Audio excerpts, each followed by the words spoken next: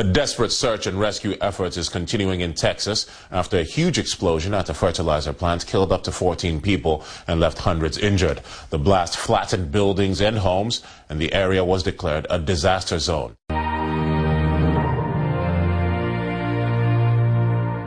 As the death toll and the last wisps of smoke rise, so does the mystery of what caused the worst industrial accident in the U.S. in years.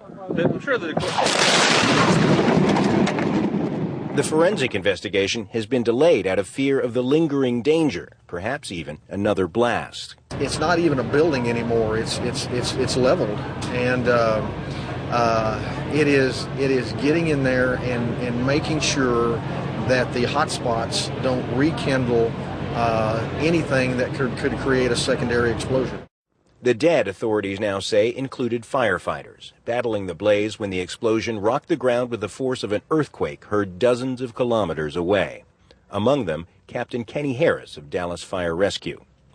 In the face of the most incredible danger, first responders ran in to try to save the life of someone else. These first responders literally lost their lives helping others.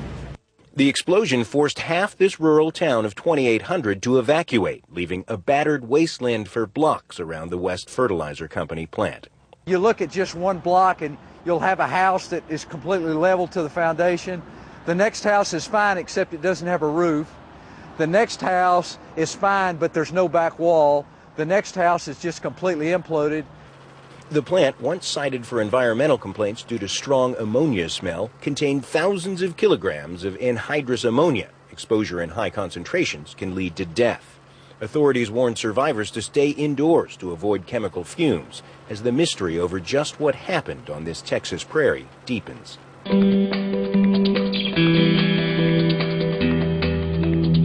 Last night was truly a nightmare scenario for that community.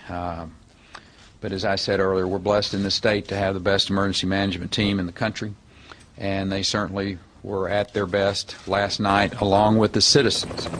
The missing people include 5 volunteer firefighters from the town, an off-duty firefighter from Dallas, 4 emergency services medical workers, and 2 local people who tried to help fight the initial fire.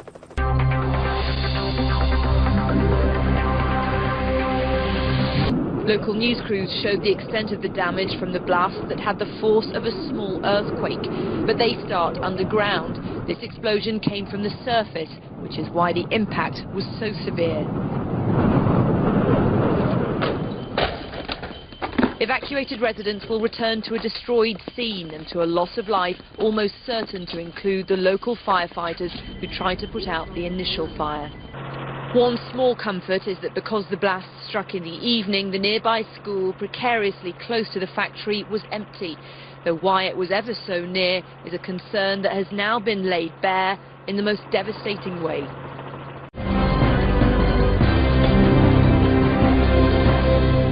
U.S. President Barack Obama issued a statement on Thursday sending prayers to the people of West Texas.